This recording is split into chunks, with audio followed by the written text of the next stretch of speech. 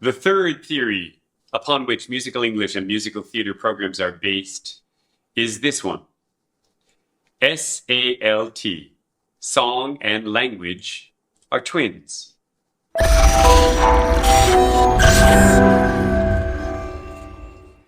Some might say, what are you talking about?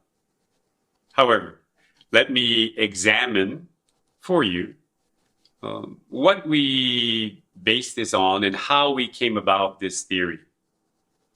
You see, music and language have distinctly unique aspects about them that they share. They share these things and they share them in a universal way. However, before we get into that, let's look at other types of pursuits, educational fields, subjects, shall we say, that we can examine and we come across in kindergarten, grammar school, junior high school, university, and so forth. Every subject that we run across in school is, for the most part, made by humans.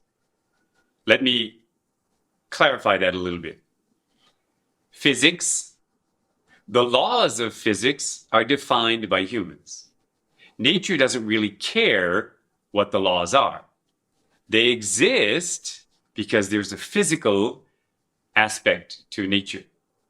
However, the law and the components and the deciphering and the terminology doesn't matter one iota to nature. What about geography? Well, geography, the world doesn't really care where the demarcation line between, say, one state or another is. That was made by humans. The world just is the world.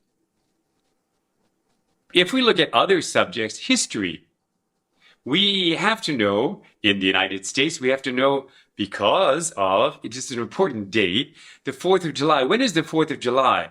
It has to be memorized. We have to know the importance of that. We cannot say, when is the 4th of July, or when is the Day of Independence, the Declaration of Independence? Sometime in the summer. That's an incorrect answer, right? Well, it's correct, but it's incorrect. It's important for us to know that. Well, is it important to the rest of the world, to nature? No. It's important to us as educated human beings.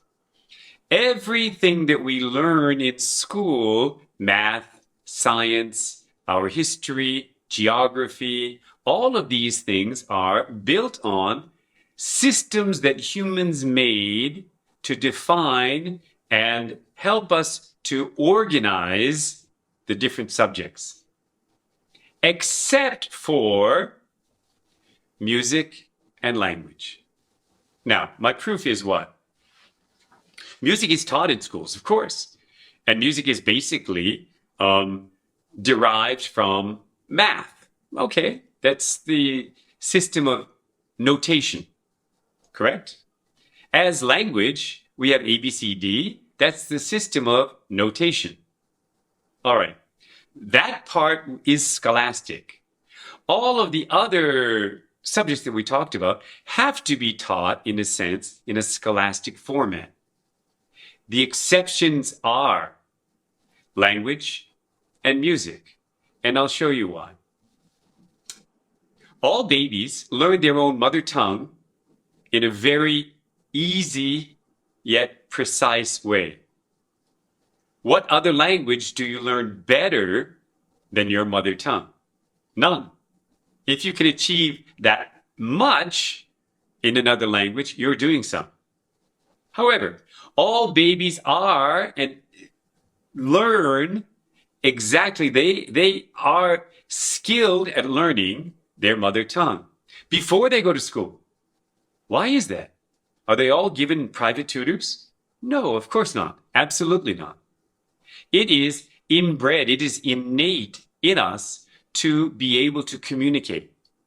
It is not innate for us to be able to do math.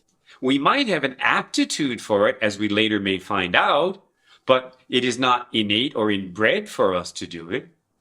That is dependent on the human system. We learn that, our life will be better if we do know math, if we do know science, if we do know history, geography. However, language we need to survive. I have to be able to tell you to watch out for the lion that's about to eat you. That's the way for you and I to depend on each other and make sure that we live a long, happy life.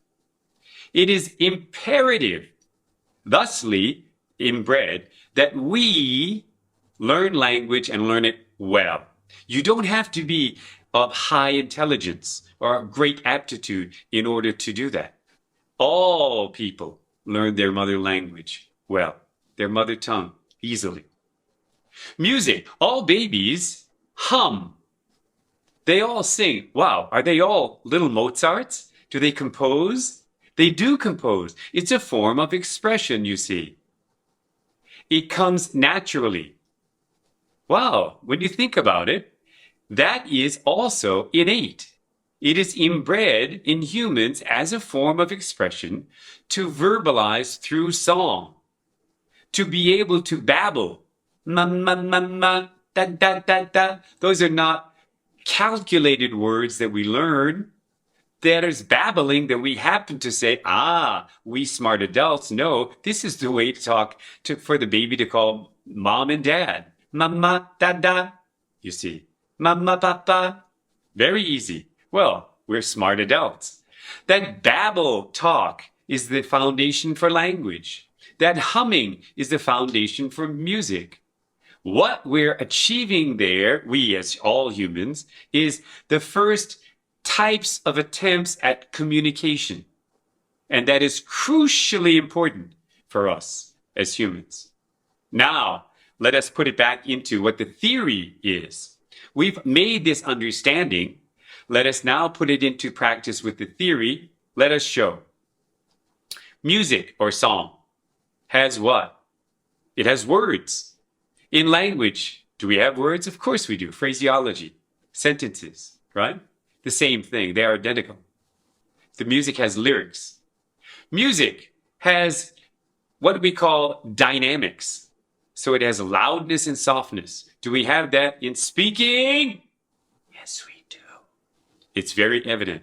Loud and soft is every day within. We can get loud or we can get soft, depending on what we want to do. And that is another key part of language, as it is with music. Then we have another aspect of language, which is pitch. Pitch is what we would call an accent in a word. Do we say mother or do we say mother? Do we say refrigerator or do we say refrigerator? No, there's a right way and a wrong way for doing it. There is a right way and a wrong way for singing each note. What we have in the word as accent, we have in music as pitch. To make it greater, to make it bigger, what we have in words as intonation. So the up and down of a certain phrase, not a certain word, because we get back to accent, but a certain phrase or a sentence, the key points in that's the intonation in language. We have that in music, as we can see by the melody.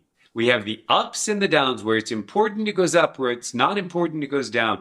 And the same thing is evident in music. We have rhythm in music, of course. 1, 2, 3, 2, 2, 3. That is the rhythm of the music. We have rhythm in language also. If we don't speak in the right rhythm that makes sense, that we're used to hearing all the time, it becomes tedious, lethargic. We lose concentration. We don't understand what is being said. Rhythm in language is vitally important, just as important as it is in music. Now, what about the beat? Within that 1, 2, 3, we have a ding dong, ding dong, ding dong, da da di da dun dun dun. We can change the beat, all these little words and all these little inflections. That's the beat. What about words? What about words? What about words that we're using? Ba da da ding da dun dun. This is the beat of the language. If it's awkward, if it's not correct, our ears, our minds don't register it as natural flowing language.